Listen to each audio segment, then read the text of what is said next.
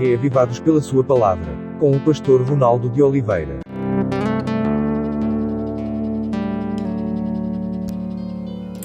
Olá, você está no programa Reavivados por Sua Palavra, da TV Novo Tempo. Eu estou gravando aqui em casa novamente, tivemos alguns problemas técnicos com o capítulo 49 de Gênesis, mas não é por isso que vamos deixar de estar com você aqui no YouTube. Estamos estudando um versículo ou um capítulo da Bíblia todos os dias. Esse é o propósito do seu programa Reavivados por Sua Palavra. Nós estamos em Gênesis capítulo 49, estamos quase terminando o livro de Gênesis, e este é um capítulo muito especial, porque Jacó vai abençoar os seus filhos, e ele os abençoa de maneira diferente.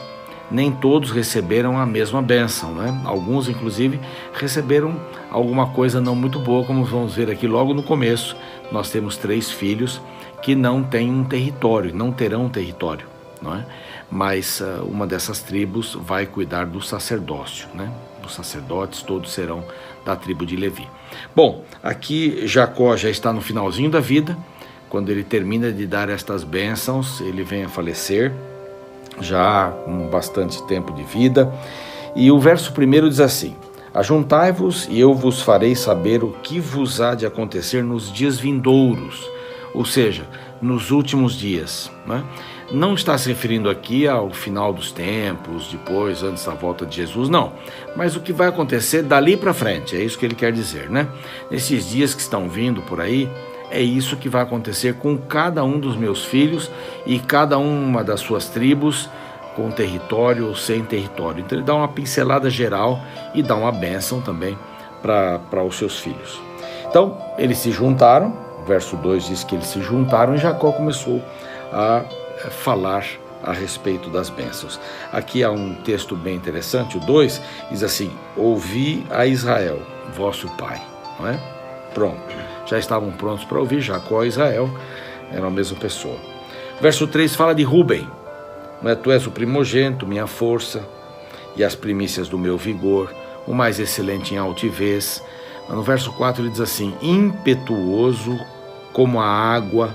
E esta palavra no hebraico, é impetuoso como a água, esta ideia é como a água borbulhante, a água que ferve, não é? Não serás o mais excelente, ele diz aqui.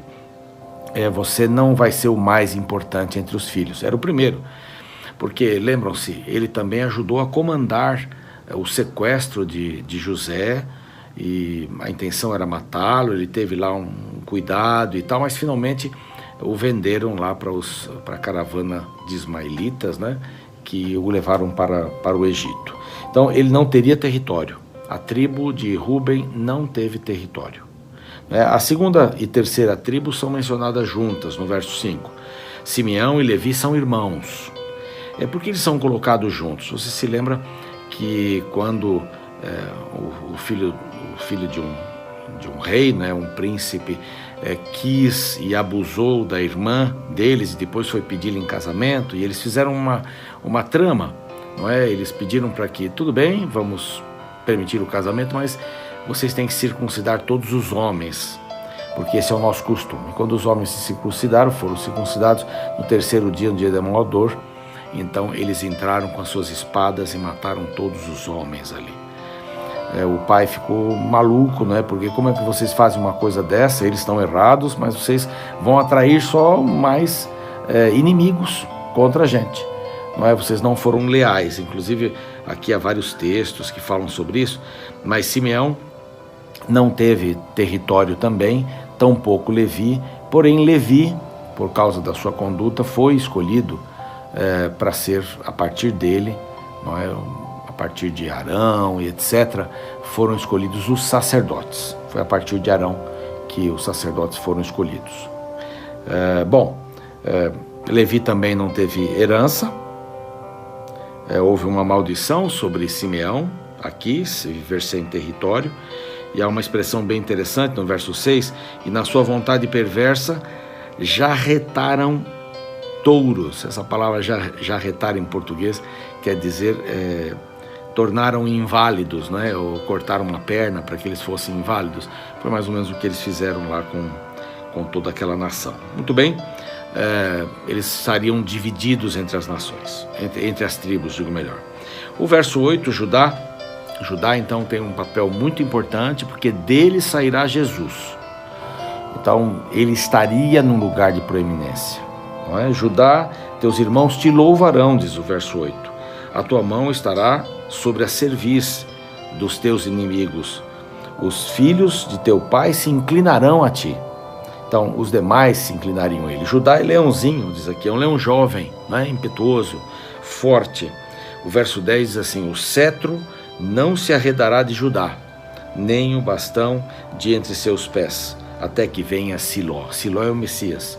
Então ele teria uma posição importante. Judá, o nome judeus, né? A Judéia, então todos estão relacionados a Judá, e ele não perderia o cetro até que viesse Siló, que aqui é o símbolo do Messias, não é? E aí no verso 11 há uma alusão sobre o jumentinho, que aqui o jumentinho é colocado, amarrado à vide. Ele é uma vide forte que pode amarrar ali pode ser colocado, amarrado ali um jumentinho. Ele pode puxar, a vide é forte, a videira é forte, não é? Essa simbolizando a casa de Judá, os seus descendentes dali para frente. Então fala da videira, né? A videira, na Bíblia você sabe que a videira é fonte de vida, não é? O santuário tinha muitas videiras entalhadas. Jesus diz: eu sou a videira verdadeira. Então tem toda essa ligação de Judá com Jesus. Então no verso 13 agora vem Zebulon. Zebulon habitará nas praias. Era uma profecia que até aquele tempo que Moisés escreveu, não tinha se cumprido. Ela se cumpriu bem mais tarde, não é? Mas ele moraria na praia, nos mares. O seu limite seria o porto, né? A praia. Isso aconteceu mais tarde. Issacar, então aí alguém que mexeria com agricultura. Issacar é jumento de fortes ossos, de repouso entre os rebanhos de ovelhas. Ele cuidaria da pecuária, da agricultura. Ele não teria poder político aqui. Estaria mais ligado ao campo.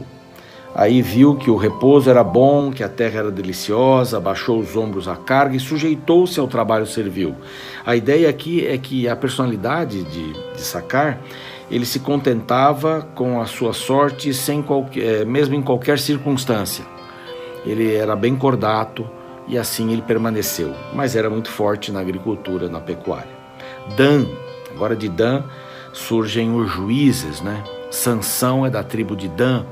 Mas Dan também era perigosa a tribo, né, em certo sentido, porque eles usavam muito da maledicência.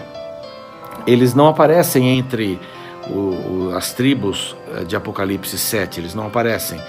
E Dan foi o que introduziu também o culto aos ídolos dentro do povo de Israel. Então, eles não são mencionados, embora tivessem um lugar para ficar, e ali perto do tabernáculo, né, entre as outras tribos, tivesse o seu cantinho. Dele saíram os juízes como Sansão, né? Bom, a preocupação do verso 18 é um pai se preocupando com o seu filho, que não estava muito bem, e disse assim: a tua salvação espero, ó Senhor. A salvação dele, da tribo de Dan, eu espero. E aí ele ora para o Senhor. Gade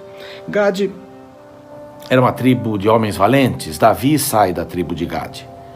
Então aqui diz que é uma guerrilha o acometerá. A palavra acometerá e guerrilha vem da mesma fonte, né? É alguém que estava constantemente em guerra, era forte e estava sempre defendendo o povo, ampliando a geografia. Foi o que Davi fez, né? Aqui vem então vários pequenos que são filhos das concubinas. Aser, o seu pão será abundante.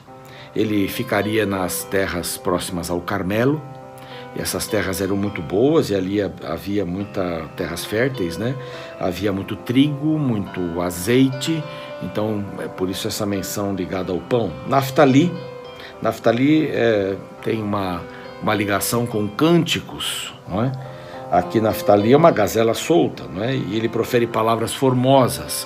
Seria aquele que cuidaria da música, e nós vemos isso um pouquinho mais para frente. José então aparece aqui como um ramo frutífero.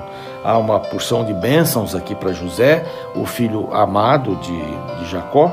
Então fala sobre o ramo frutífero junto à fonte, seus galhos se estendem sobre o muro. Então bênçãos ilimitadas sobre José, que foi justamente o que foi preso, né, ou vendido, foi preso, ficou na casa de Potifar, foi para a prisão, depois foi libertado após os sonhos que ele revelou para o faraó do Egito. E foi colocado como o segundo homem de todo o Egito, por isso que Jacó desceu com os seus filhos, mais ou menos umas 70 pessoas desceram, e quando saíram tinham aí centenas de milhares de pessoas. O verso 26, só para destacar, aqui estamos chegando ao final, mas as bênçãos do teu pai excederão as bênçãos dos meus pais. Então a bênção que eu estou lhe dando vai ser muito maior do que a bênção dos meus pais, as que eu recebi dos meus pais. Essas são as tribos, e ele faz um pedido para ser sepultado lá na caverna que está no campo de Macpela, fronteiriço aos carvalhais de Manre. Ele foi sepultado então ali sepultaram Abraão. Há um cortejo todo. No próximo capítulo nós vamos ver tudo isso, e logo após ter dito essas palavras, ter feito seu pedido para ser sepultado não ali no Egito, mas perto da sua esposa lá em Manre, o verso 33 diz assim: tendo Jacó acabado de dar determinações aos seus filhos, recolheu os pés na cama e expirou, e foi reunido ao seu povo.